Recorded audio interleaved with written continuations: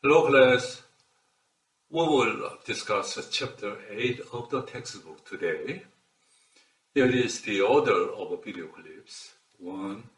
The aggregate expenditure identity. 2. Marginal propensity to consume and average propensity to consume. 3. Aggregate expenditure model.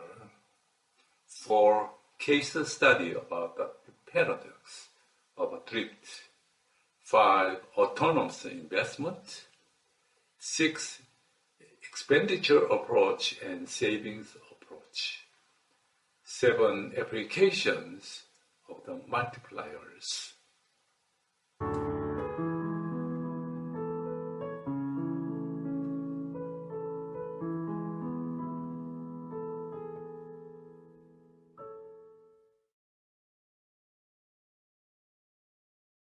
In Keynes's model of the macroeconomy, everything revolves around demand, and demand means spending. So the first task in building a Keynesian model of the macroeconomy is to carefully describe the spending plans of the different sectors of the economy. So let's begin by listing the sectors of the economy and looking at how to describe their spending plans. There are households, there are businesses, there is the government, and there are foreigners. And each of these sectors has its own spending plans. Households are consumers, and their spending is called consumption spending.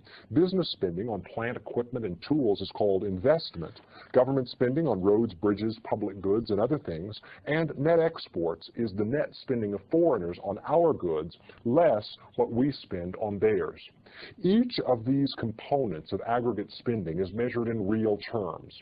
Although we may refer to total dollars spent on consumption, when we're talking about real spending, those dollars are inflation adjusted. And rather than referring to money, they refer to baskets of consumer goods. They refer to stuff that consumers actually buy. Now, if you look at what consumers are planning to spend, what businesses are planning to spend, the government and foreigners, and you add them together, you get a measure that we call aggregate expenditure. And aggregate expenditure depends on other variables in the environment. For example, consumer spending is heavily influenced by income and wealth. Business spending is heavily influenced by the interest rate. Foreign spending is influenced by the exchange rate. And if we add together the combined spending plans of households, businesses, governments, and foreigners, we get what Keynes might call aggregate expenditure, or aggregate planned spending. Aggregate planned spending is the sum of the spending plans of all of the individual sectors in the economy. So now we have it, aggregate expenditure, what the economy is planning to spend. Looking ahead, what we're going to imagine happening next is a comparison between what people in the economy are planning to spend and how much stuff there is actually in the economy to buy. Because if there's a discrepancy between what people are planning to spend and what has actually been produced, businesses are going to find that all of the goods don't leave the shelves. That is, some stuff is left behind. And what businesses have to do in that case is make an unplanned investment. We call this unintended inventory accumulation. And unintended inventory accumulation is the difference between the output of the economy and the combined spending plans of all of the players in the economy. Looking forward then, you can imagine that the equilibrium in Keynes's model is going to be a situation in which all spending is planned spending. That is, in which the income that's actually created in the economy is just enough to promote the spending on those goods so that all the goods that are produced are actually intentionally purchased by the people in the economy. What we're going to do now in order to get to a more thorough understanding of this equilibrium is look at each of these components of aggregate expenditure in turn and explain them. We're going to start with consumer spending because it's the most important and largest component of spending, and understanding it is going to help us understand basically the structure of this model. So let's start with consumer spending. Consumer spending is a function of other variables in the environment. And to understand this better, think about what influences your own decision to buy stuff. That is, what does your planned spending depend upon? Well, here down below, I've written a consumption function that summarizes the variables that influence consumer spending. That is the amount of stuff that households buy in a year. It's going to be a function, first of all, of autonomous spending. This is the stuff that you have to buy, no matter what else is going on in the economy. This is food, clothing, shelter, your basic necessities. This is stuff you would go into debt to buy, even if you had no income.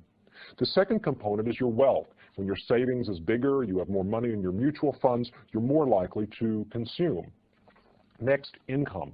The higher your income, the more you have to spend. And income is especially important when you are liquidity constrained. That is, whenever you have less ability to borrow at the bank, then what you're able to spend in a given year is more tightly tied to your paycheck. The availability of credit would increase the amount that you would buy in a year. Taxes also have an effect. The higher your taxes, the less money is left over for consumer spending. The price level is important, but not in the way that might seem immediately obvious. That is, when you go to the store, if prices are higher on the shelf, it's not that you really care, because your income is higher also. That is, if your paycheck is increasing at the same rate as consumer prices, then the prices are irrelevant. You still buy the same amount of stuff. Your real consumer spending is unchanged.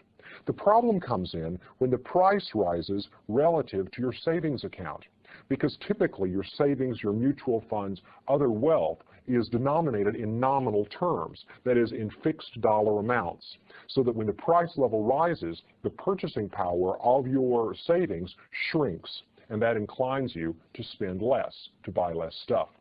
So the consumption function can be very complex. It can depend on a lot of other variables like demographic factors.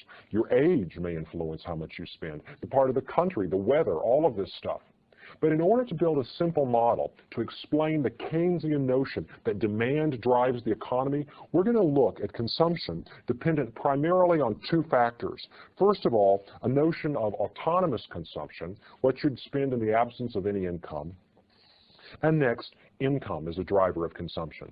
All of these other variables we're going to hold constant. They're either going to be subsumed into this autonomous component, that is, we could change them by changing the amount of autonomous spending you do, or they're going to be just held constant, zapped with ceteris paribus. So now that we've got a consumption function, a notion of a consumption function, let me show you how we represent that more thoroughly in the Keynesian model. Let me start with a consumption schedule. Suppose this is a description of a particular consumer's behavior. We show here that consumption spending depends on income. As income increases, consumer spending increases. With an income of 40, this consumer spends 42. With an income of 50, the consumer spends 50, exactly what he or she is earning. And finally, with an income of 80, there's consumer spending of 74, with some left over for savings. Now, these numbers show a positive relationship between income and consumption. And if I wanted to look at lots of other income levels and lots of other consumption numbers associated with them, I could do so and summarize them in a simple algebraic equation. This simple algebraic equation is a linear consumption function, a simple linear Keynesian consumption function that's going to look like this. Y is the consumer income. And what we're going to do is we're going to multiply that consumer income by a letter B. B in this case is the marginal propensity to consume, or the MPC. What B tells you is the fraction of each additional dollar of income that the consumer spends. That is, for example, if B is 0.5 or 50 cents, the consumer spends 50 cents out of each additional dollar that is added to his or her income. So B is the marginal propensity to consume, and Y is income, the amount of extra spending that's added to the consumer's plans by an increase in income. Now, if we take that and we add to it an autonomous component, A, then we get consumer spending, a linear consumption function. The spending looks like this. A plus marginal propensity to consume times income is equal to consumption. C equals A plus BY. This is a nice, simple, linear consumption function. Now let's draw a graph of this function, but if we're going to draw a graph, we need to plug in some real numbers to make it a bit more concrete. Suppose I take an algebraic formula that generates the numbers that we just looked at in the previous table. Let's suppose that the autonomous spending is 10. That is, no matter what your income is, you're going to spend at least $10 on food, clothing, and shelter. And let's suppose further that the marginal propensity to consume is equal to 8/10. That is, out of each additional dollar that the consumer earns, the consumer is going to spend 80 cents on consumption. So here's the consumption function. Real consumer spending is equal to 10 plus 8/10 times real income. Well, let's draw a graph of that formula now.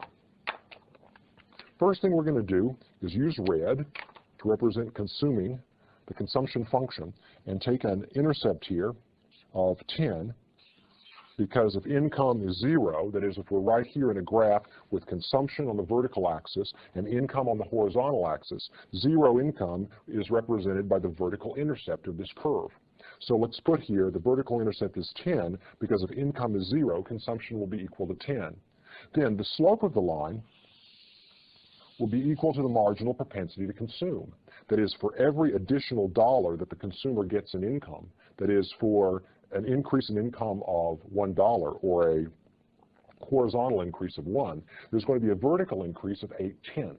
8/10 is the additional consumption that results whenever the consumer gets one additional dollar in income. So here we have the slope of this curve is going to be the rise, or the change in consumption, divided by the run, or the change in income. So if we have the change in consumption divided by the change in income, the rise over the run, that's simply going to be the marginal propensity to consume, the extra consumption you do when your income increases by $1. If Y increases by 1, consumption increases by 80 cents. So that's the slope then of this curve. Now let me put in another curve, and this curve represents income. That is, the black dotted line that I'm now drawing in the diagram represents all of those points where C is equal to Y. All of those points where the amount of money that people are spending is equal exactly to the income that they've earned. So this black dotted line represents all the points where consumption is equal to income. Now, let's see what we notice here in this picture. Here's a point right here where consumption and income are equal. This is a point where savings would be equal to 0, and this is a point where consumers don't have to either save or dissave. They have to do neither. That is, they simply spend their paycheck as they get it. But if you take an income that's lower, so let's take this income level right here. We'll call this Y1. At this lower level of income, then the amount of money that consumers are planning to spend exceeds the amount of income that they've received. And the gap between the red line, the planned spending, and the black dotted line, the income received, that gap is going to have to be made up for by drawing down your savings. We call that dissavings. In all of these points in here, the consumer is dissaving because the red line is above the black dotted line. That is, consumer spending that consumers are planning to do exceeds the income that they've received. If we go beyond the break-even point, say to a point like this one, I could call this level of income Y2. And at Y2, if I follow Y2 all the way up to my graph, I get a consumption plan that involves a lower amount of spending than the consumer income. Up here, consumer income exceeds planned consumer spending. So what are you going to do with the rest of the money? The consumer is going to put it into savings. So the difference between actual income received and the consumption that's carried out, that's going to be savings in this case, the gap between the red line and the black dotted line. So in this region down here, we have dissavings. That is, savings, the amount of money that's saved, is going to be less than 0 for any income below this break-even point. And I could call this Y sub B for consumption is breaking even with income. And if I go beyond this point up here, then savings is going to be positive in this region because consumption is going to be less than income received. So there you have it. In certain instances, we're going to have income less than consumption. In this case, the consumer is going to be dissavings. In other cases, the consumer will be breaking even with his income by his planned spending. And in other cases, income is going to be greater than consumption, so the consumer can actually do some savings. We're going to look next at the relationship between consumption and savings. But keep in mind that what we're doing here is we're building a model that explains the macroeconomy based on demand. And the first step that we're taking is to describe the behavior of consumers, to show how their demand, their consumer spending, depends on their income and other factors. And we've summarized their behavior in this diagram, which shows that as income increases, consumers spend more money.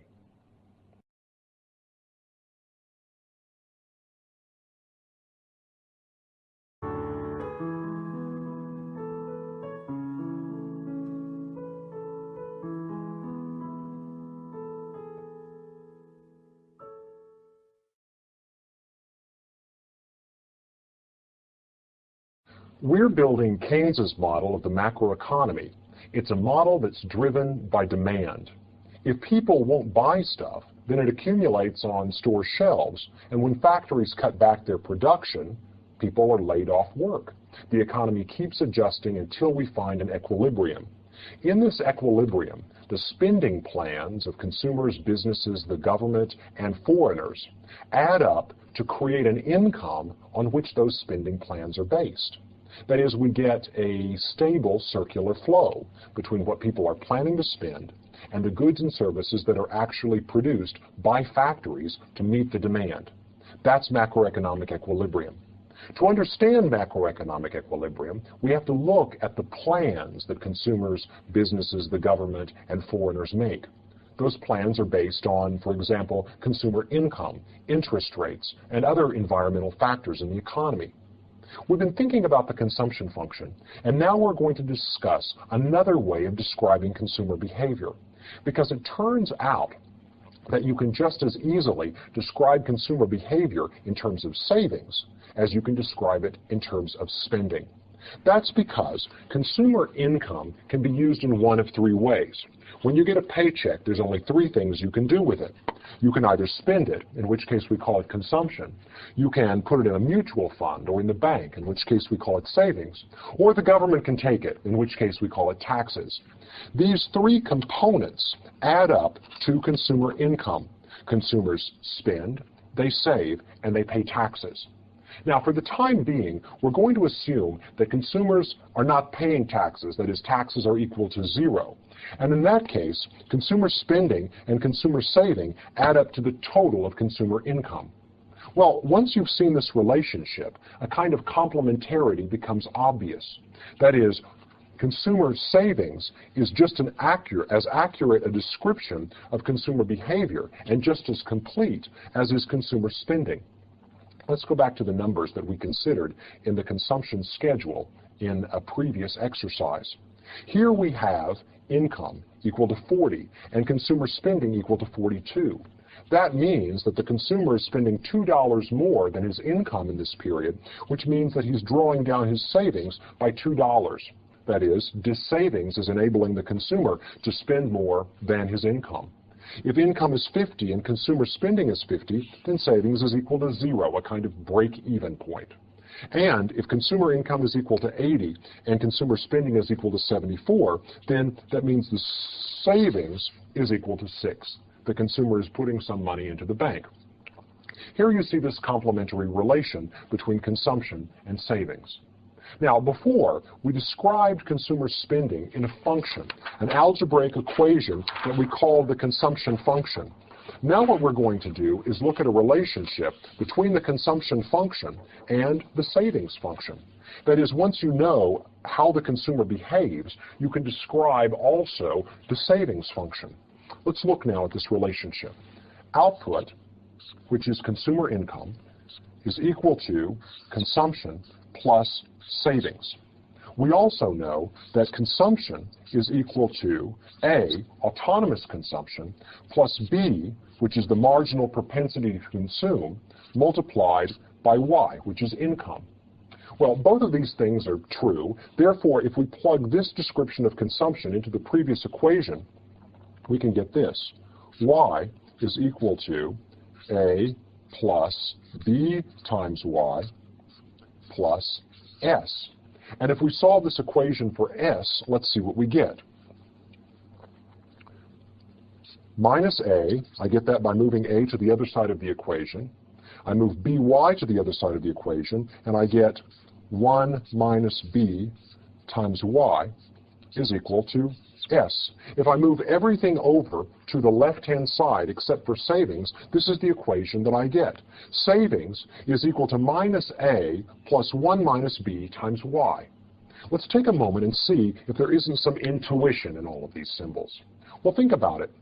Anything that the consumers are going to be spending at zero income, that is the autonomous component of consumption, is going to be equal to savings. That is, if income is equal to zero and the consumers have to have food, clothing, and other necessary expenditures equal to A, the only way they can get that is to draw down their savings.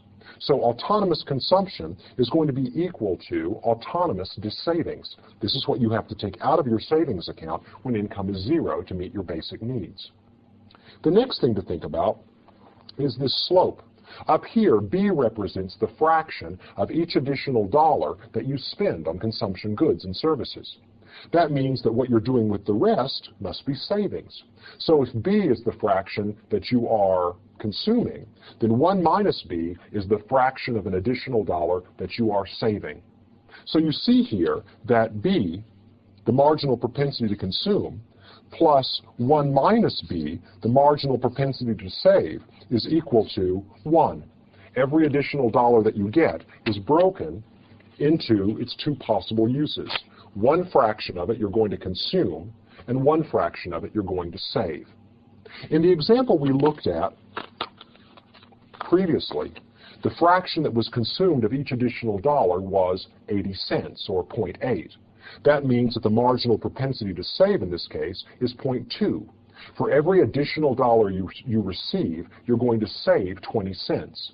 The marginal propensity to consume is 1 minus the marginal propensity to save. The marginal propensity to save is 1 minus the marginal propensity to consume. Every dollar is divided into the part that's spent and the part that's saved. And the two propensities, the two fractions, add up to 1. Now, since that's the case, we're able to do some calculations based on the numbers that we used in our previous example. So if it's true that consumption is equal to 10 plus 8/10 times y, then savings is going to be equal to minus 10 plus 0.2 times y. You can see where I got this. If you take this amount of consumption and you subtract this formula from y, S equals y minus C equals y minus this formula for consumption. And if you go ahead and do the algebra here, you get y, take the minus sign into the parenthesis, y minus 8/10 y is 2/10 y, and there's no constant outside, so your constant is going to be left at minus 10. Savings is minus 10 plus 2/10 times y. There's the savings formula. Now let's take this algebra and carry it back over to the graphs that we've seen earlier, because we're going to see now a graphical complementarity between savings and consumption. Previously, we wrote consumption on the vertical axis as a function of income on the horizontal axis, and we drew it out, graphing it as this linear function. Here's my intercept of 10, my autonomous consumption, what you spend even with zero income. And the slope of my consumption curve is going to be rise over the run. The rise here is the change in consumption. The run is the change in income. And the change in consumption that results from the change in income is equal to the marginal propensity to consume, which we've labeled with the letter B, the slope in our consumption diagram. Now, the savings curve is going to look like the complement of that picture. Down here we have the intercept, which is negative 10, because if income is 0 and you're spending 10, that means when income is 0, you must be saving negative 10. So if we represent savings as a vertical coordinate, as a function of income, the horizontal coordinate, when income is 0, savings is minus 10. Let's find another point on the savings curve. Well, look at this point right here. When consumption is equal to income, that is when the red line crosses the black dotted line, savings is equal to 0. The black dotted line indicates all of those points here where consumption is equal to income. Those are all the points that are on that line. So if consumption, the planned consumer spending, is equal to the income that consumers receive, planned savings will be equal to 0. Therefore, since this curve is linear and has a slope of 1 minus b, we can go ahead and draw the savings function. Here's savings as a function of income, just like up here we have consumption as a function of income. We now have a slope of the change in savings that results from a change in income. The slope of this curve is equal to the marginal propensity to save. The change in savings that results from the change in income is the marginal propensity to save. And in this case, the marginal propensity to save is going to be 1 minus b.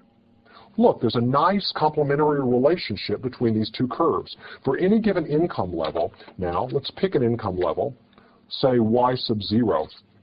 If we go up the diagram, the amount by which consumption, the red curve, exceeds income, the black curve, is going to be equal to the amount of savings. This gap upstairs is equal to this same vertical gap downstairs. For any given income level, the difference between consumption, the red curve, and income, the black dotted curve, is going to be the amount of savings, which is seen in the downstairs diagram.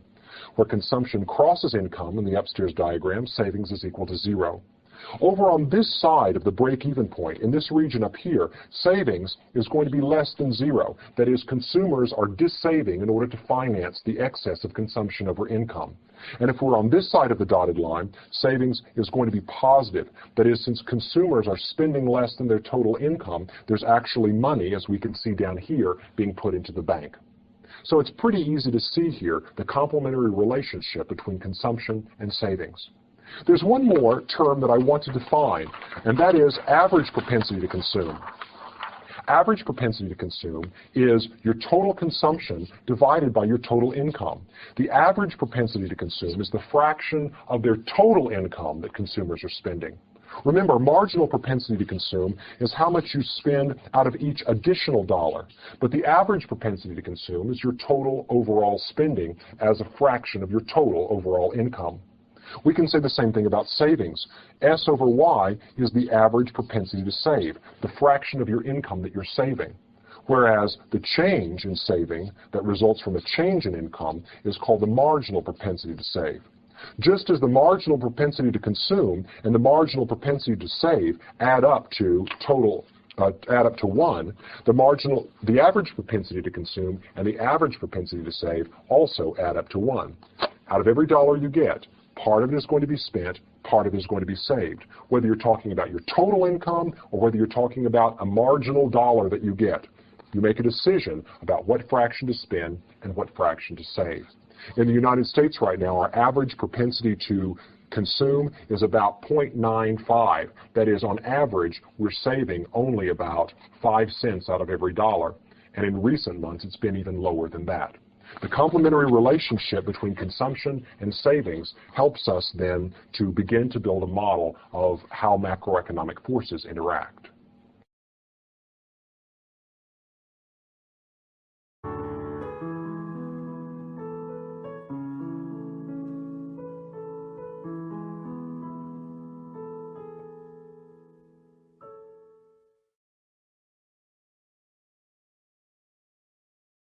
We're building a model of the macroeconomy, and this model that we're building is based on the idea of John Maynard Keynes, that the economy is, at its heart, driven by demand.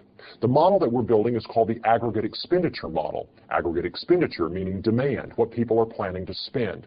And I want to begin with the circular flow diagram and connect this familiar picture with the graphs that we've been drawing to represent aggregate expenditure in the macroeconomy.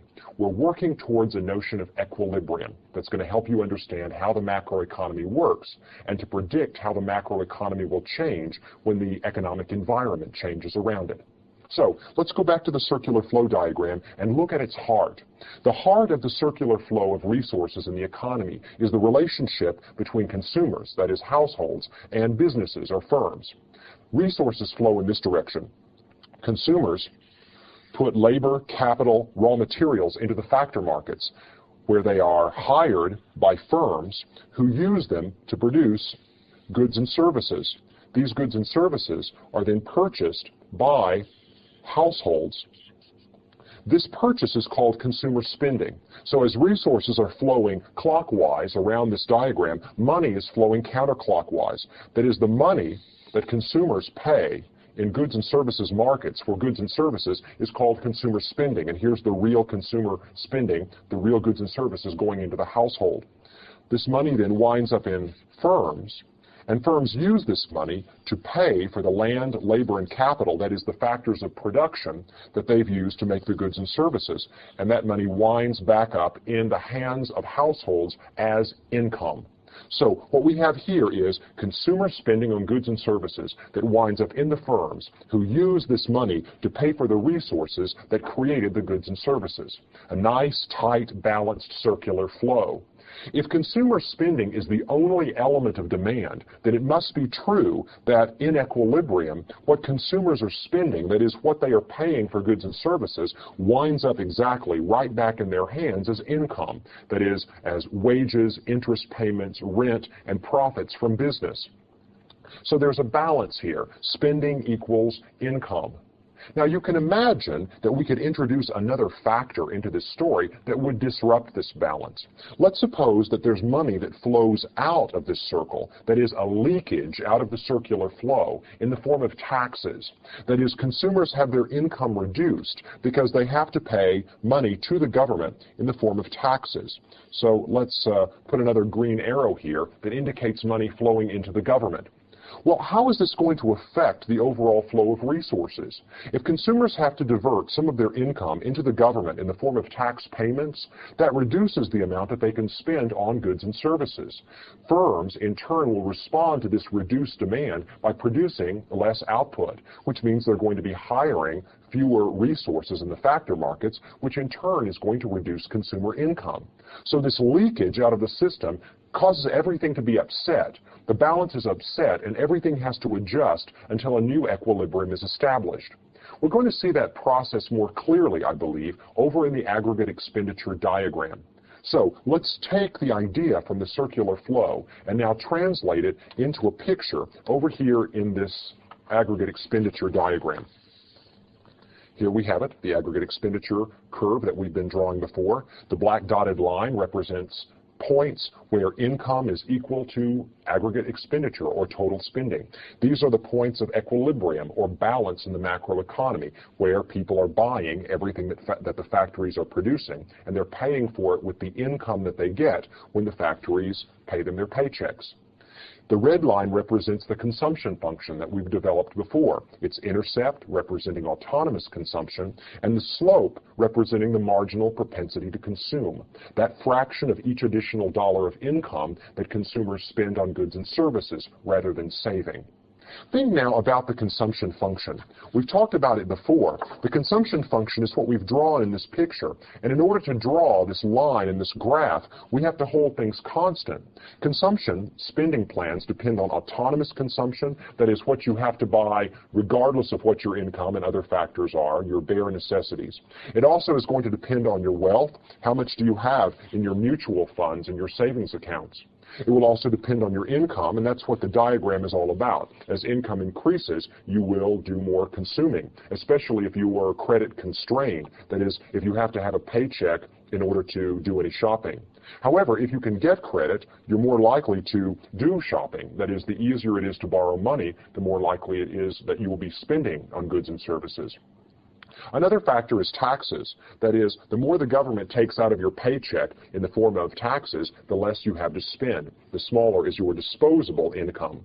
There's also the matter of prices. As prices increase, even though we've adjusted for the effect on your income, that is, we're measuring real consumption as a function of real income, when prices increase, your savings account then seems to be smaller.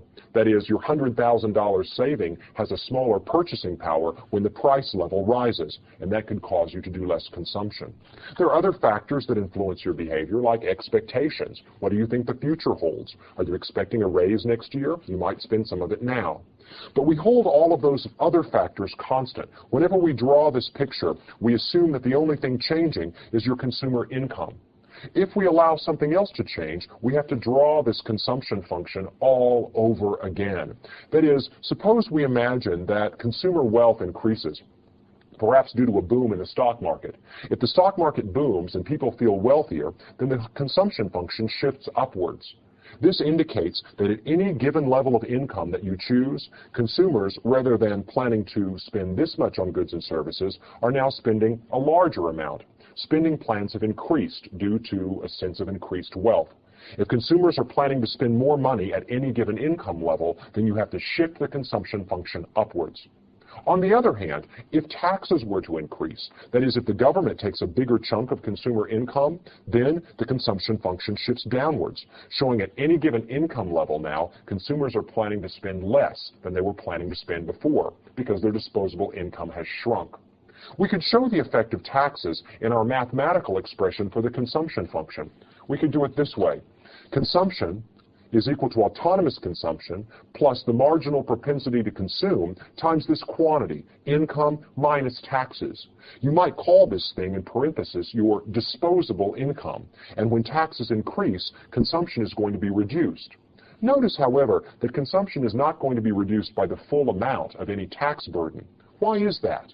Because the increase in taxes effectively reduces your income. But not all of that is going to feed directly into a reduction in consumption. Some of that additional tax payment is going to come out of your savings account, right? Because anytime you get extra money, you save some of it and you spend the rest. Well, when your income is pulled down by taxes, some of that comes from a reduction in your consumption, but the rest of it comes from a reduction in your savings. That's why an increase in taxes does not have a one-for-one effect on reducing your consumption. Part of the increase in taxes is paid for by a reduction in your savings. Well, let's go back now to the circular flow diagram, because consumption is only one part of the circular flow. It's probably the most important part, and as I've said before, it's the heart of this circular flow story. But there are other leakages and injections that modify the diagram. We've already talked about the leakage of taxes. Taxes flow out of the system, reducing consumption. But there are other spending that goes into the system that increases the overall level of economic activity. One of these is government spending. The government spends on goods and services, and goods and services flow out of the goods market into the government, where the government uses them to provide for public assistance, to provide for public goods and other things. So government money goes into the goods and services market, and goods and services flow into the government. This little exchange is called government spending. Another injection of demand into the system is businesses spending. That is, goods and services flow into businesses in the form of investment spending, plant, equipment, capital goods that businesses acquire, and businesses pay for them by spending money in the goods and services market. So here we have investment spending. This is the spending on drill presses, plant, factories, and, importantly, inventories. When businesses acquire inventories and build them up in their warehouses, this is a form of investment spending. Another injection into the system is the spending of foreigners. So whenever foreigners import our products into their countries, then we experience that as net exports. That is, the flow of goods and services abroad, which is foreigners buying our goods, less the goods we buy from them. We call this exchange net exports. So net exports, government spending, and investment spending are all injections of demand into the system, just like taxes were a leakage out of the circular flow. So we can go through and label all of these with their names. This exchange right here is called consumption. This exchange right here, this one-way leakage, is called taxes. Right here, we have the government buying goods and services. We call that government spending. This exchange is called business spending or investment. And up here, we have net exports. We use these symbols over and over in our analysis of aggregate expenditure. And the flow down here from firms out of what's left over into the households is income.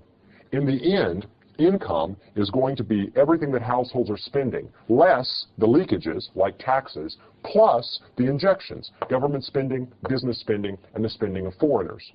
Now, let's go over and represent this into our aggregate expenditure diagram. You see, because what we're doing now is we're adding other spending. The red line that we've drawn before represented the behavior of consumers. This was consumption as a function of income.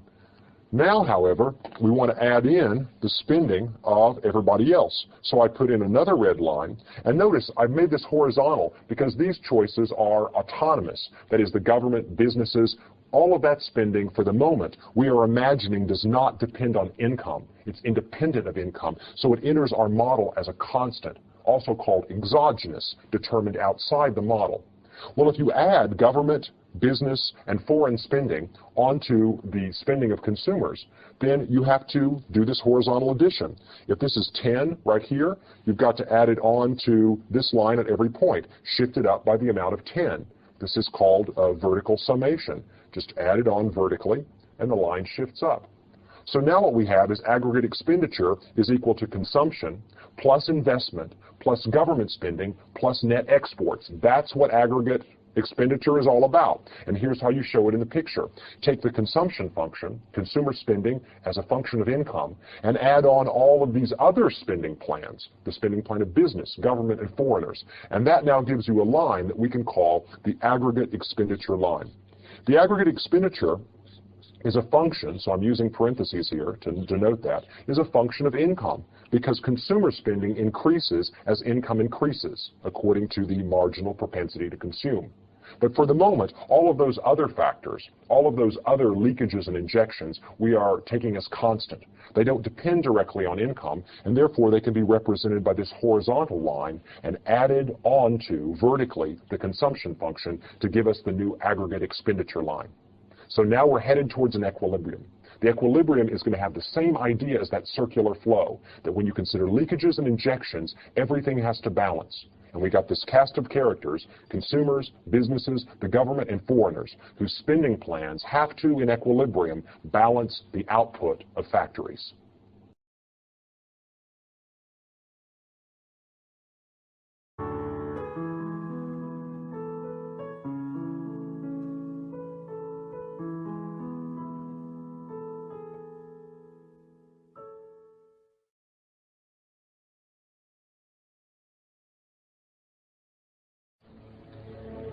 I'm here at the bank, making a deposit in my savings account and feeling very virtuous, because our culture regards saving as a virtue. However, what makes sense for one person, that is, what's good for me to do, may be bad if everyone tries to do it at once. This was an insight of John Maynard Keynes. He says, think about it. When you're saving, you're not spending. And if everyone reduces their spending at once, they may create a recession. This is what he called the paradox of thrift. That is, when I come to the bank and put my money in the vault, I am at that same moment making a decision not to spend it. And when I don't spend, I am reducing aggregate demand. And when I reduce aggregate demand, I am reducing income for someone else down the line. That is, my decision to put money in the bank is a decision not to buy a compact disc, which means that the record store owner won't be buying ice cream, which means that the ice cream vendor won't be buying a t-shirt. And the multiplier effect works in reverse, causing the economy to contract. Think about this. Savings has two components. There's autonomous savings, the amount that you're going to save regardless of what your income is. And then there's that amount of savings that depends on your income. For each additional dollar in income that you get, you're going to be saving a fraction of it, called the marginal propensity to save. So here's what happens. Savings is a leakage out of the flow of goods and services. If everyone increases their autonomous savings, what they're doing is reducing demand, which means that businesses are going to cut back production, and income is going to be falling. Eventually, what happens is that savings has to be equal to investment. That's our condition for macroeconomic equilibrium. So if investment is autonomous, that means if it's a fixed amount, then what has to happen is the amount by which we have increased autonomous savings has to be the amount by which the economy reduces savings based on income. Income is going to shrink until savings falls to be exactly equal to the level that it was before everyone tried to save more. This means that since savings equals income, our efforts to try to increase our aggregate savings are fruitless. And the only thing that's accomplished is a reduction in gross domestic product. People stop spending, businesses stop creating goods and services, and the economy shrinks. This may be what happened during the Great Depression. People were fearful for the future and tried to save more money, but when they did, they didn't spend, and therefore stores closed down, and people didn't have jobs, and income fell further, and the economy contracted. The same thing may have happened in Japan. The Japanese have a reputation for saving a lot. This was great during the 50s and 60s when there was a lot of productive capital investment to be undertaken. However, in the 80s and 90s, it worked against Japan because their economy was in a recession and everyone was trying to save. And when the foreign sectors stopped keeping the economy afloat, the Japanese economy contracted further. They were saving too much, and it wasn't until the government started spending for the economy that the economy began to grow again. My brother and I have this argument. He says that I should spend more and do my part to create jobs and help the economy grow. I believe, however, that I am doing my part for the economy whenever I put money in the bank. That's because there's a component to the story of the paradox of thrift that I think is oversimplified, and that's the idea that investment is autonomous. In fact, investment spending depends on the interest rate, and when the interest rate is lower, businesses are likely to come to the bank, borrow more money, and build more factories and install more equipment. So what happens when I bring my money into the bank is that I increase the supply of loanable funds, pushing down the interest rate and encouraging businesses to borrow more. Once you allow the interest rate to vary and businesses to respond to lower interest rates, then savings can equal investment at a higher level. That is, more savings means more investment in equilibrium. And my savings actually doesn't deter the economy from growth. In fact, I'm encouraging businesses to install capital stock that's going to help the economy grow faster in the long run. So the paradox of thrift depends on a very simple view of the economy, one in which investment spending is autonomous. But if you introduce the interest rate and allow increased savings to push the interest rate down, then you can reason your way out of the paradox. Keynes was smart to come up with this idea, the idea that savings is the opposite of spending. Therefore, the more you save, the less you spend, and you may cause the economy to shrink. On the other hand, once you reintroduce the variable interest rate and see how savings is linked to the interest rate, you can see that putting your money in the bank is usually a very good idea because it makes credit easier to get for businesses and in the long run increases our standard of living.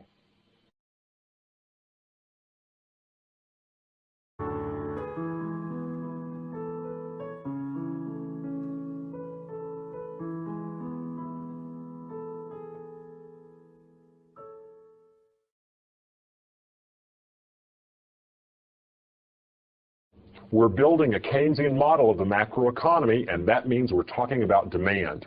Right now, we're going to focus on one particular component of demand, and that's the behavior of businesses, so-called investment spending.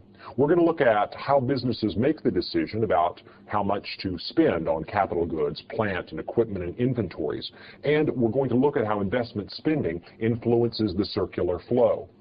I want to start, though, by clearing up a misconception that many people bring to macroeconomics. When you hear the term investment, you probably think first about money you put in the bank or money that you put in a mutual fund, making an investment in a company. Well, when macroeconomists talk about that kind of activity, they use the term savings. So I'm going to use the term savings to refer to any form in which you save money, whether it's in a bank, in a mutual fund, buying stocks or bonds, anything like that. We're going to call that savings. When I use the term investment, on the other hand, I'm referring to this little interaction right here. When businesses buy goods and services in order to increase their productivity, the purchase of capital equipment by businesses. That's what we mean when we say investment. It also includes the accumulation of inventories, and I'm going to have something to say about inventories towards the end of this discussion. So now let's go to a representation of investment behavior. That is, let's go to a picture of how businesses choose to spend money on capital equipment. What is it that influences the amount of investment spending that businesses are doing? Well, there are several things. First of all, there's the unpredictability of the life of capital goods. That is, you buy a piece of equipment, it could break tomorrow, and then you have to go replace it. So there's a certain amount of spending on tools and plant and equipment that businesses have to do just to replace stuff that's worn out and broken. That is, just to cover the depreciation.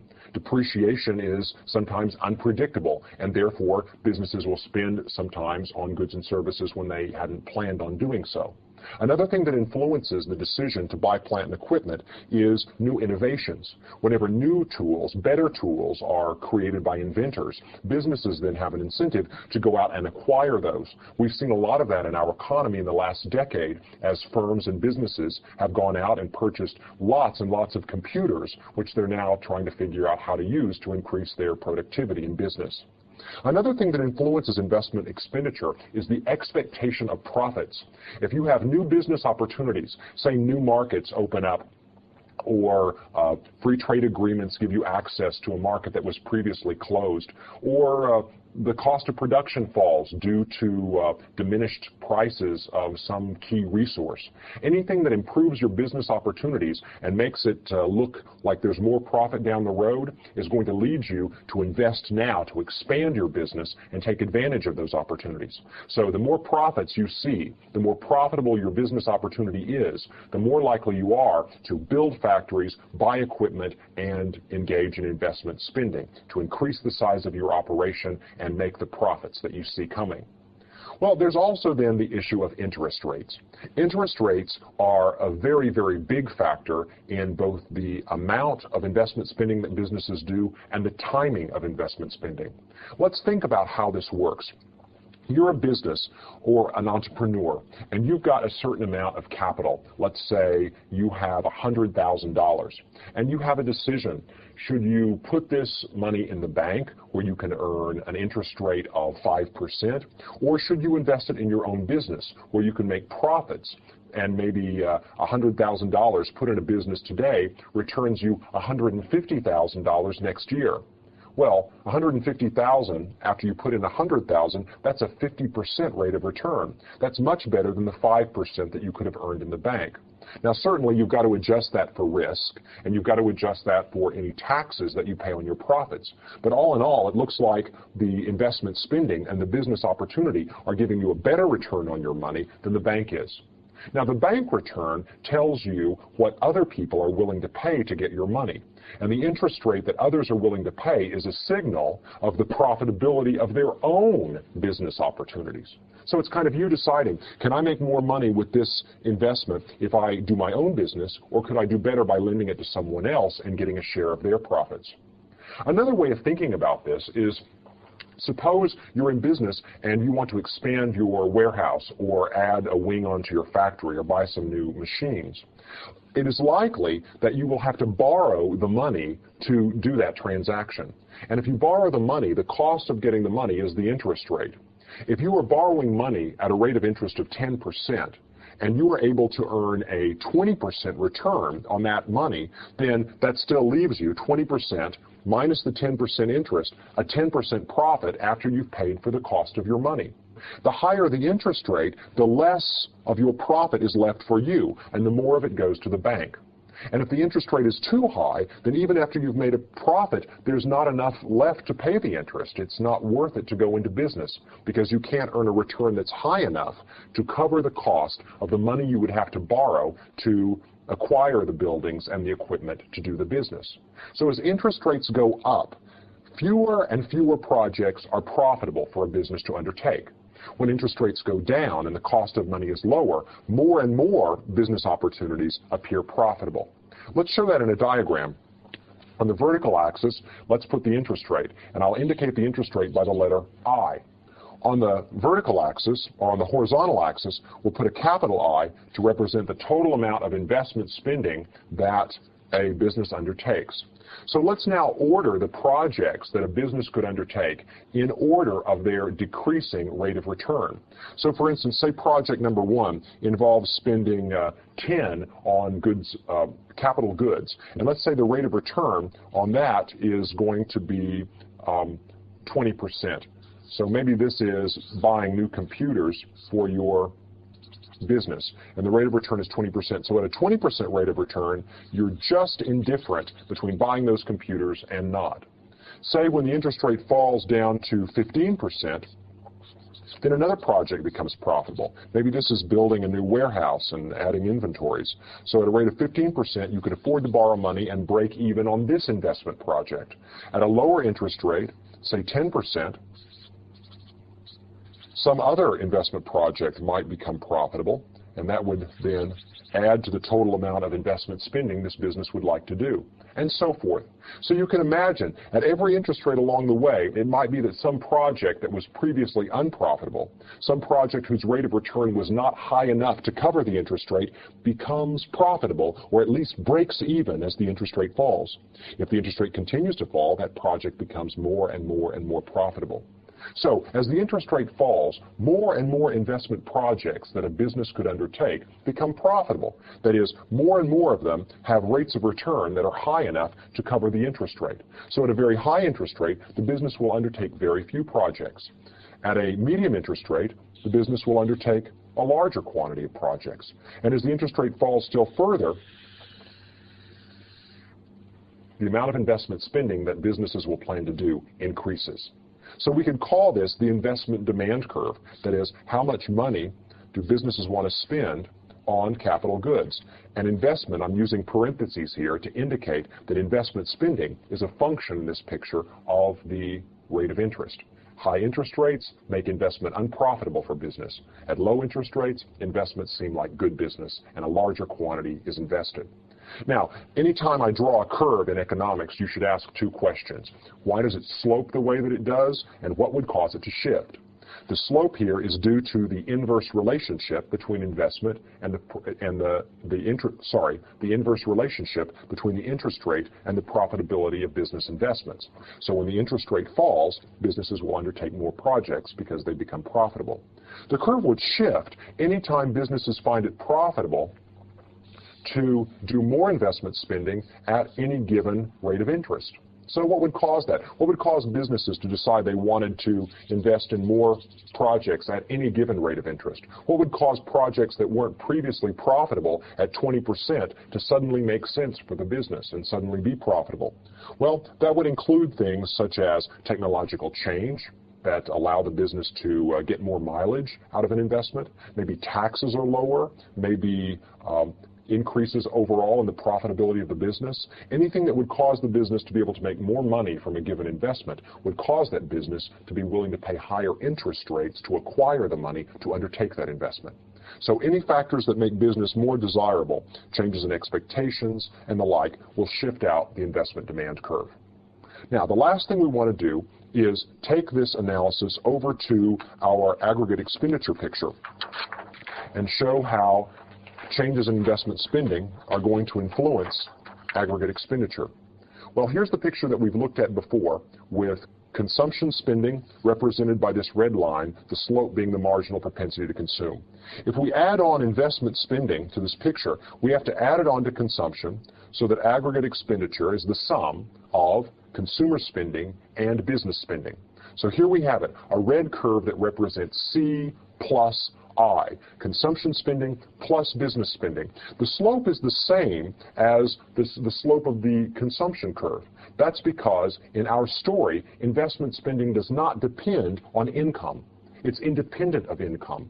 It's influenced by the interest rate. It's influenced by expectations. It's influenced by lots of things, taxes, free trade agreements, but none of those things are in this picture. And therefore, if we were to draw the investment curve itself, it would simply be a flat horizontal line. It's independent of the level of income. When we add that horizontal line onto consumption, we get aggregate expenditure, a curve with the same slope as the consumption function, and a difference between these two that's equal to the amount of investment. So if we add investment onto consumption, we get aggregate expenditure, and there you have it. Now, I want to make one more point before I look at some historical data as a way of wrapping up this discussion, and that is that there are two kinds of business spending. There is planned spending and there is actual spending. The difference between actual business spending and planned business spending is unplanned spending. And in our story about the macroeconomy, unplanned business spending is the unintended accumulation of inventories. Businesses plan to purchase a certain number of computers and equipment and build factories, but they don't plan for a shortfall in demand that leaves them stranded with a bunch of products. Whenever they find themselves stranded with these products, they put them in their warehouses as inventory, but this is unintended inventory. A certain amount of inventory accumulation may be planned upon, But when there is a shortfall in demand, businesses are stuck with unintended inventory investment. And this concept is going to come back as we look in detail at the way equilibrium is calculated. But finally, let's look at this picture of some real data from the economy. Let's look at what happens to investment spending over the business cycle. And it's interesting because gross investment spending, the total amount of money that businesses spend on capital equipment, is much more volatile than changes in gross domestic product. That is, when gross domestic product changes, inventory usually changes in a much more erratic way. Why would that be? It's because that during a downturn or a contraction, businesses are very quick to cut back investment spending. They say there's no market there, people won't buy the product, so why should we be building a wing onto our factory? But in a boom, when good times are coming and the market is looking strong, businesses are very quick to ramp up by going out and acquiring plant and equipment to take advantage of the strong economy. So something to notice here as we're seeking to explain the business cycle is that inventory and plant and equipment, investment spending, the spending of businesses, is much more volatile, much more erratic than the business cycle as a whole. Gross domestic product varies, but not by as much as business spending.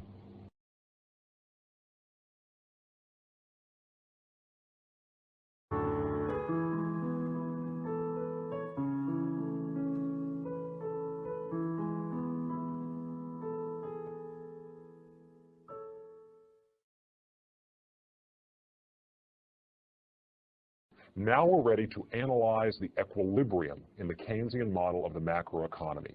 Pay close attention, because once you've mastered this, you'll have a very powerful tool for understanding and explaining how the economy works. Remember, Keynes's view is based on demand, and at the heart of the circular flow of goods and services in the economy is the relationship between consumers and businesses. So we're going to start by thinking about the balance between consumers and businesses, between consumption and income. Here's the flow of resources. Consumers send their labor and capital to the factor markets, where firms buy them, transform them into goods and services that flow back to the households as consumption spending. Households then pay for these goods and services, providing revenue to businesses that allows the businesses to hire the factor of production, putting income in the pockets of consumers. So if this is the only flow in the economy, if we start with this simplest possible model of the macroeconomy, it must be true that the top half of this flow has exactly the same magnitude, the same size, the same number as the bottom half of this flow. Where do businesses get the money that they pay consumers as income? They get it when consumers buy the goods and services. So in this simple model, the equilibrium, the stable outcome, the balance, is when consumption spending is exactly equal to real income. That's the notion here that gives us balance. If that's the case, then the economy is stable. If that's not the case, if consumption spending is greater than income, then consumers are trying to buy more stuff than the factories are actually creating. It's because what the factories are actually creating determines this. It's the goods and services that the companies have produced that allow them to earn the money that they're paying to the households as income. So if consumers are trying to spend more than they're getting in income, the economy is out of balance. Factories are not producing enough, and they might have to scramble to produce more. In the short run, their inventories are going to be drawn down, and they're going to be forced into a position of unintended inventory reduction. So the only way we have a stable or balanced outcome is when consumer spending is equal to real income. Let's look at a numerical example now and see how this would work. Let's go back to our consumption function. This tells you what consumers are planning to spend as a function of their real income. At any given level of real income, consumers are going to spend A, the autonomous consumption, plus B, the marginal propensity to consume times real income.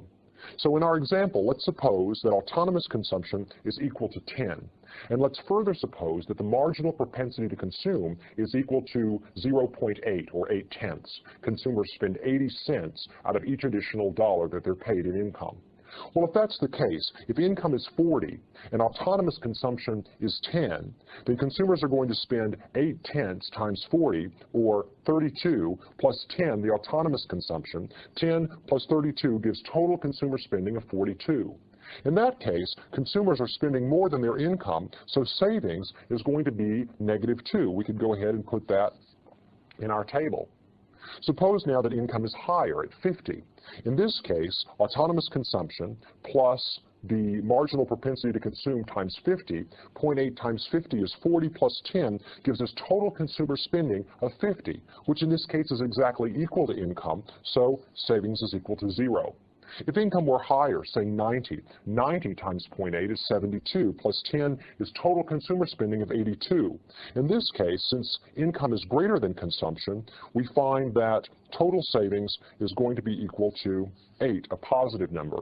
And finally, if income is 100, 100 times 0.8 is equal to 80, plus autonomous consumption of 10 gives total consumption of 90, leaving savings to total 10. Now, right now, there's nowhere for savings to go in this economy. That is, if consumers put money in the bank, if they take some of their income and don't spend it, then there will be goods left on the store shelves that are not purchased. So that can't be an equilibrium. Businesses are accumulating inventory against their will, unplanned inventory investment.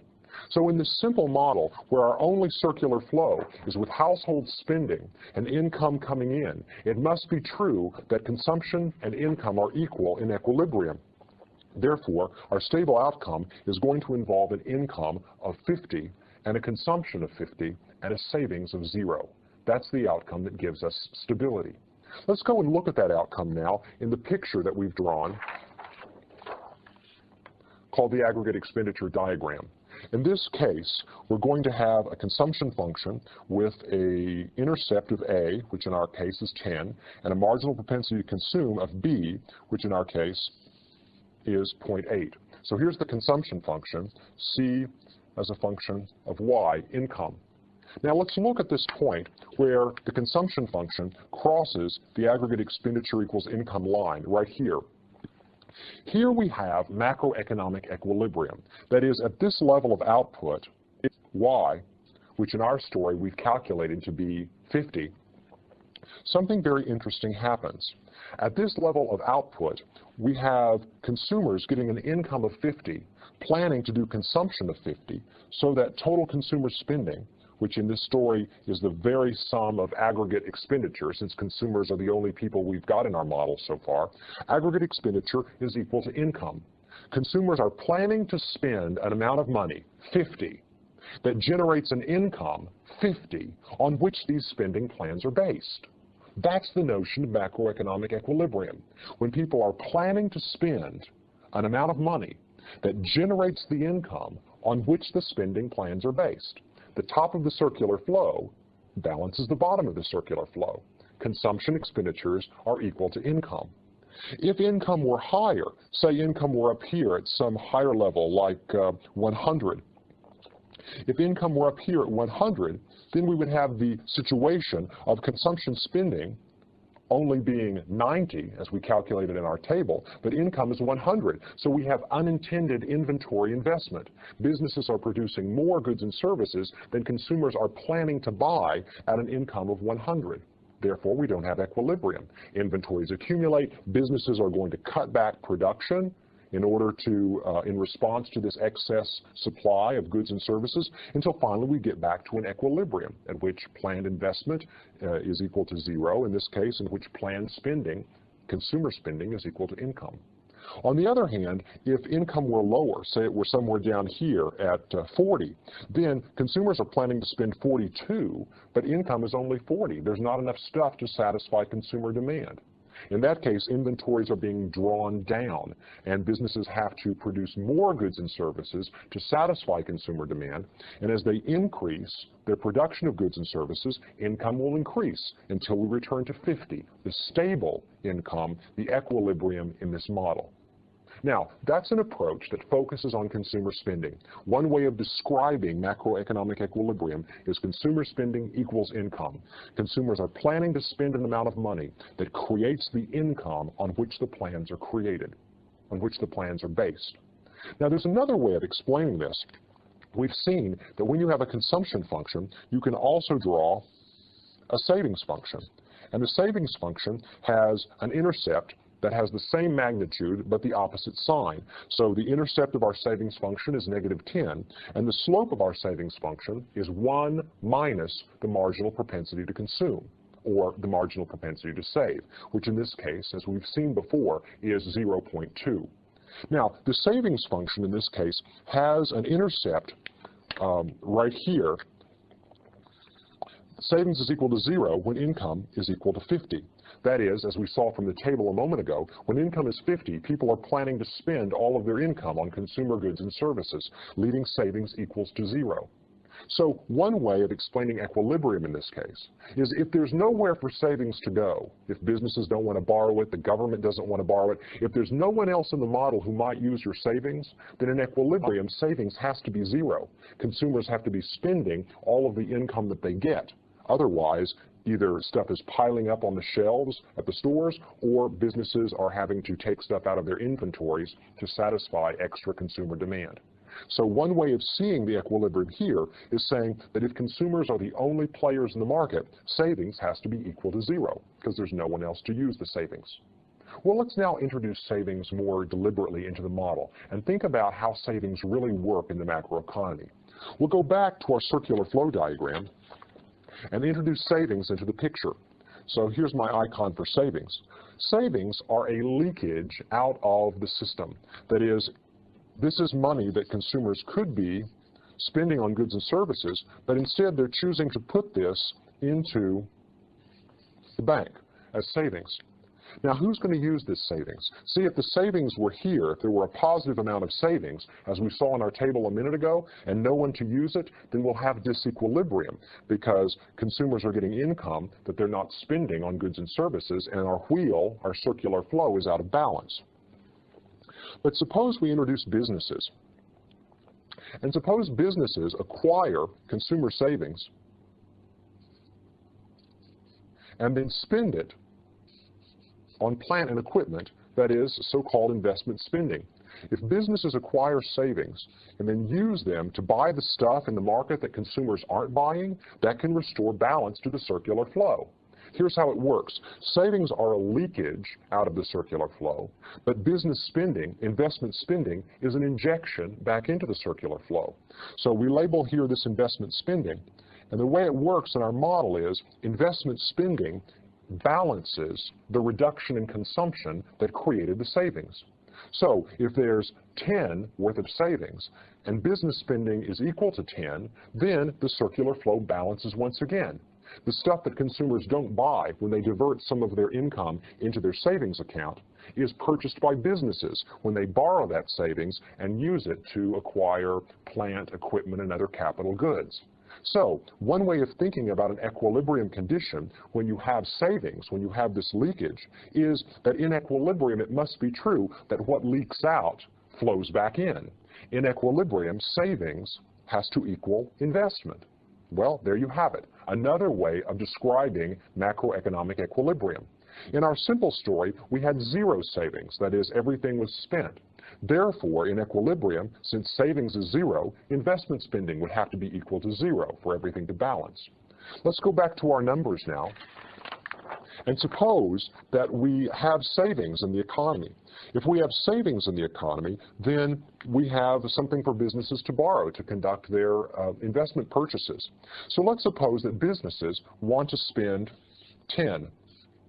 That is, the investment spending that they're planning to do is 10 at any level of income. Well, if that's the case, the only equilibrium that we can have is one where consumers are willing to reduce their consumption spending relative to their income by enough to create savings for businesses to use. If the businesses want 10 worth of investment spending, there has to be 10 worth of savings to give us balance. Now our equilibrium is going to be 100, an equilibrium income level of 100, because only when equilibrium income is 100 is there enough of a gap between planned consumption and income to create the savings that satisfy businesses' demand for investment spending. That is, when businesses increase their investment spending by 10, they will generate enough income so that consumers will do the savings that will satisfy their need for capital. Here's another way of seeing the equilibrium condition. If you take investment spending and add it to consumer spending, 90 plus 10 is 100. Aggregate expenditure is equal to income. Or, equivalently, we can say we have equilibrium because the amount of money that people are saving is equal to the amount of investment spending that businesses want to do. Let's go over and look at that in a diagram. Here we have it in the diagram. Right now we've only got consumption spending, but now we're going to add on investment spending. So suppose we increase aggregate expenditure by the amount of investment, and in this case, that's equal to 10. So I shift my line upwards by 10, and now I have aggregate expenditure as a function of income, and it's 10 higher than my consumption function. Same slope, because investment spending is independent of the level of income. Well, look, now my equilibrium point, the point at which the red line crosses the black dotted line, has shifted way up here. That is, now we have a balance between total planned spending and total income at an income level of 100, much higher than our original equilibrium income level. Another way to see this is if we look in the diagram downstairs, and I put investment spending in this picture, investors, that is businesses buying capital goods, are planning to spend a total of 10. Well, that means that at an income level of 100, we get enough savings generated by this high income level to satisfy businesses' need to borrow money. That is, only when the income level is 100 are consumers willing to save enough money, the gap between the dotted black line and the consumption function. Only whenever that gap has risen to a level of 10 is there enough extra money being saved by people so that businesses can go to the bank, borrow it, and do the 10 worth of investment spending that they're planning to do. Only whenever savings equals investment do we have macroeconomic equilibrium. See, it's kind of interesting. There are two ways of describing equilibrium in that circular flow. One is to say that spending equals income. That is, the sum of consumer spending plus business spending is equal to the total income that's created. A second way, an equally good way, is to say that what leaks out has to flow back in. That is, savings is equal to investment spending. Notice, as you look at this picture, that both pictures are telling the same story, just from different perspectives. Let me summarize by writing this out in an equation, and I think this equation will help make it clear how the spending approach is exactly equal to the savings approach in explaining macroeconomic equilibrium. In our simplest model, it must be true that output is equal to consumption. Well, you know that income is equal to what you save plus what you spend. Remember, there's only two uses of your income, and that's consumption and savings. And what it is that you don't spend, you must be saving. Well, if that's the case, then in the simplest version, if we set income equal to each other in these two equations, we get consumption equals S plus C, or savings must equal 0. If you're only spenders or households, then it must be an equilibrium that savings is equal to 0. Now, if we add another set of spenders, that is, if we add business spenders to our equation, then aggregate expenditure in equilibrium has to equal income. So consumption plus investment spending, our aggregate expenditure, set that equal to income. That's your condition for equilibrium. But it still has to be true that the total income that's received in the economy is equal to savings plus consumption. So if you set y equal to y, you get C plus I is equal to C plus S, or savings equals investment. They have to be equal in equilibrium.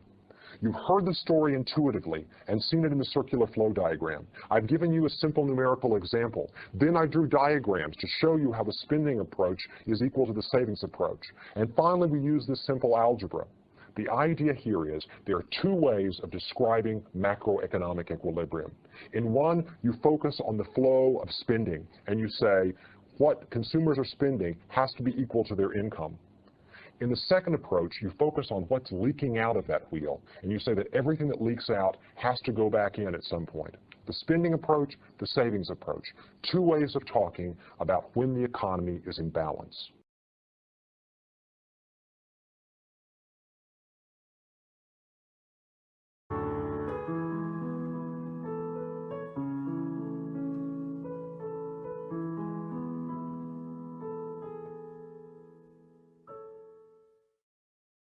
Here's a question.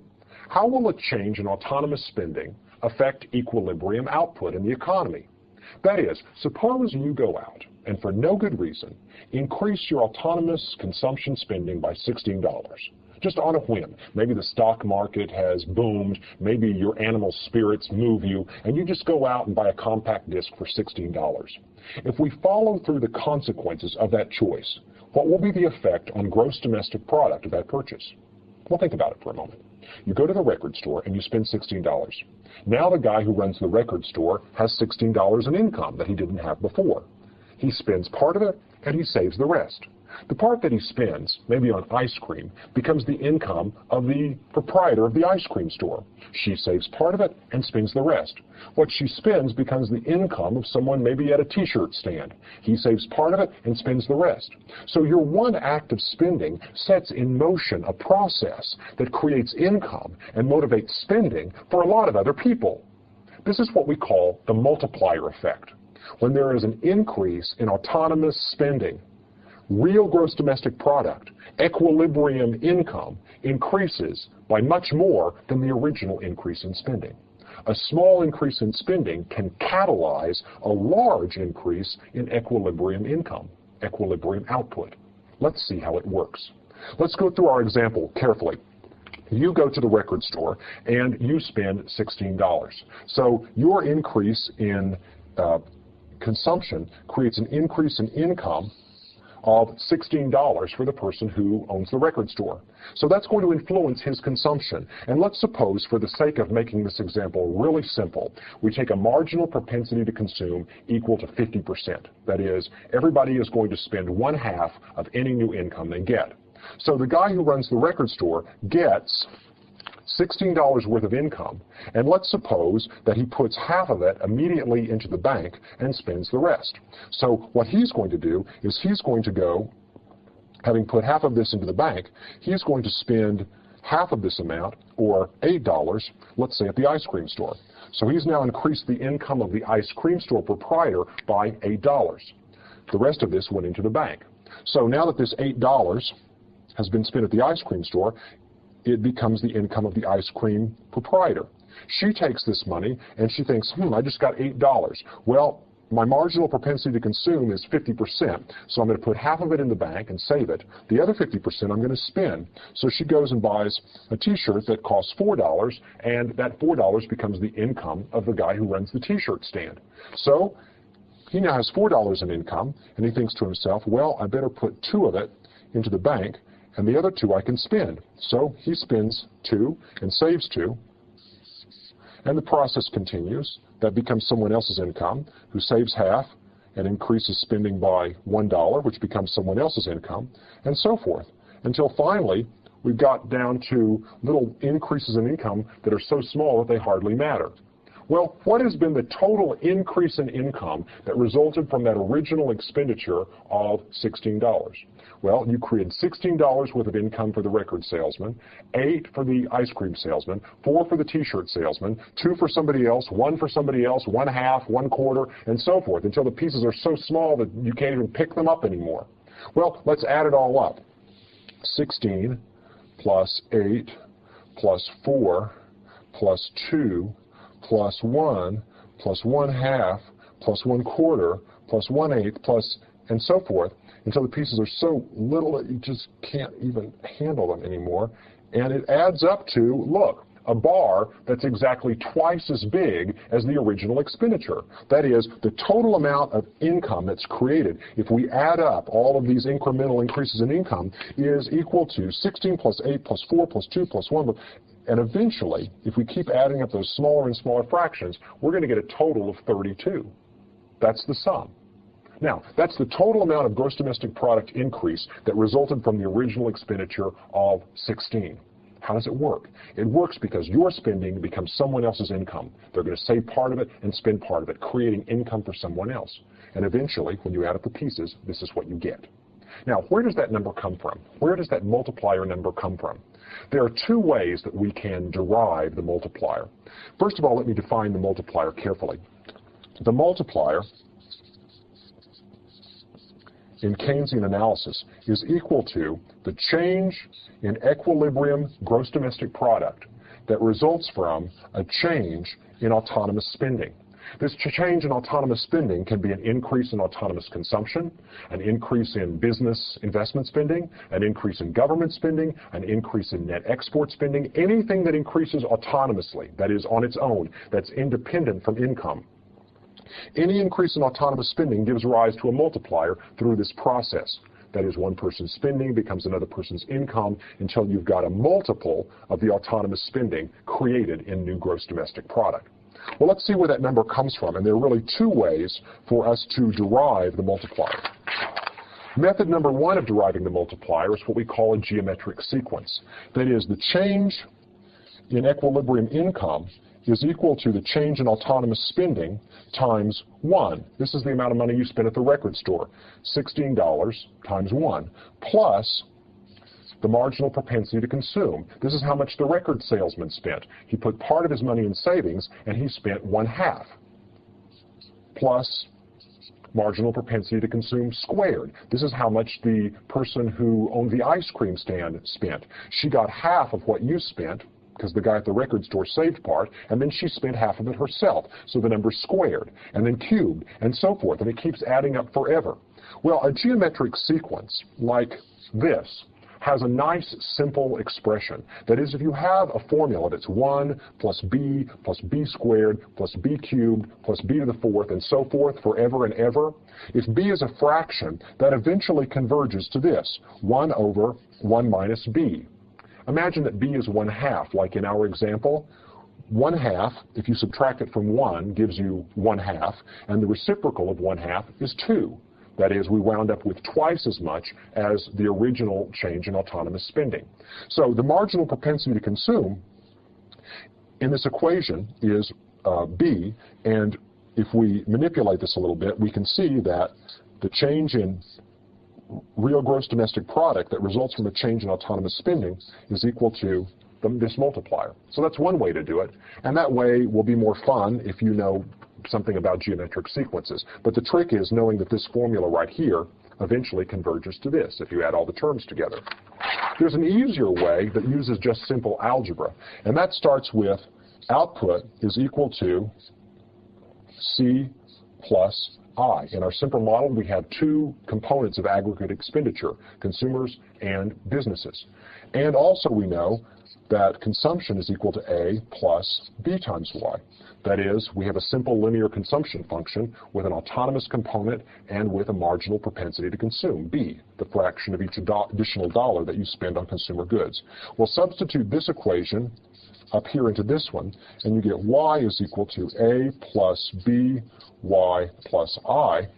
And if you subtract so as to get the Y terms on one side of the equation together, and here we have, let's see, this is equal to 1 minus B times Y equals A plus I, and that gives us that Y is equal to 1 over 1 minus B times these two terms taken together. I'll scoot this over so I can get this all on one page, and I've got A plus I. And there's your multiplier effect. That output is going to be equal to 1 over 1 minus B times A plus I. That is, if A increases or if I increases, if either of these components of autonomous spending increase, then Y is going to increase by a multiple of that. The coefficient on both of these autonomous components is 1 over 1 minus B. So the multiplier is 1 over 1 minus B. Any change in A, any change in I, any change in any of these autonomous components of spending increases Y by a multiple of that amount. And the coefficient is 1 over 1 minus the marginal propensity to consume. Now, let's look at how this plays out in our diagram. We've used this diagram before, and we can show the effect of an increase in investment spending on equilibrium output. Let's start here.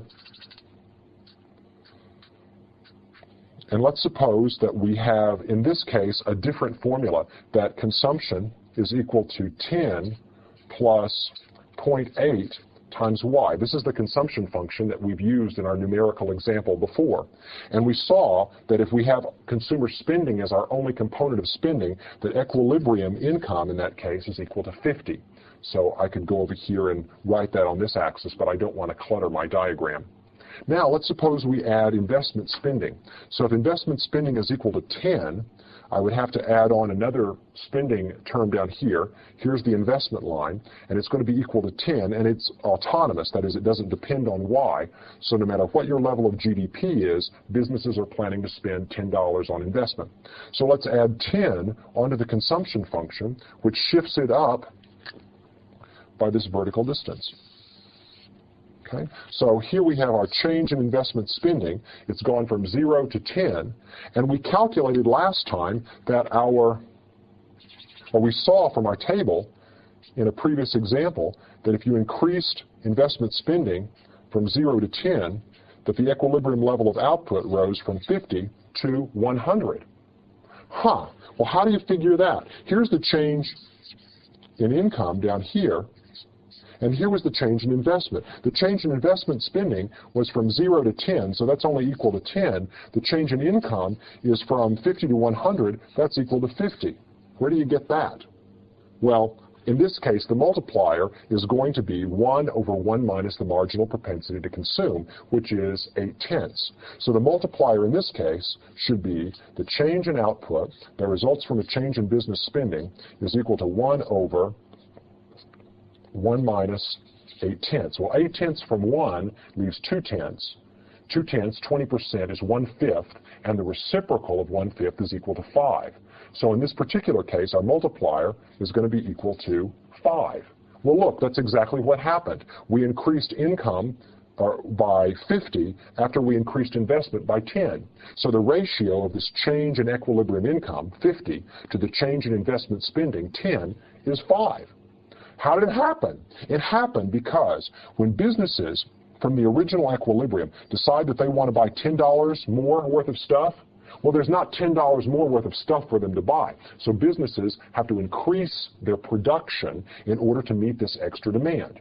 And whenever they increase their production by 10, they create $10 worth of additional income, which does what? It motivates people to spend more. And how much more do they spend? They spend $10 worth of income times 8/10, which is the marginal propensity to consume. They add $8 to their total consumption plan. Well, that then creates excess demand for goods, so businesses have to produce more stuff. Then people decide, with this new income they got from the increase in production, to spend more. And things keep going until finally output has increased, not just by the original $10 to satisfy businesses' demand for investment goods, but by a full $50 after you take into account the multiplier effect. Businesses created additional demand of $10, but that put income into the workers' pockets, who went out and spent more, which created more demand and more income and more demand and more income, until finally the pieces get so small that you can't even pick them up. And that's whenever you've converged to a new equilibrium. So that's the way this process works. You've seen it with a simple example with my red bars, in which if we use 1/2 as our MPC, we wound up with twice as much new income as the original change in autonomous spending. You've seen it in algebra. You've seen that the multiplier is the coefficient on equilibrium output whenever there's a change in autonomous spending. And finally, you've seen it in the diagram. When you shift the line up, the new equilibrium point involves a much bigger increase in income than we had increase in autonomous spending. The trick here is the marginal propensity to consume. That's what the multiplier depends on. When there's an increase in autonomous spending, that creates income, and part of it is going to be spent, part of it saved. But the part that's spent creates income for somebody else, which means they're going to spend part of it and save part of it, which creates income for someone else, and so forth. And when all the dust settles, you wind up with this, a multiplier. And the multiplier tells you the change in equilibrium income that results from a change in autonomous spending.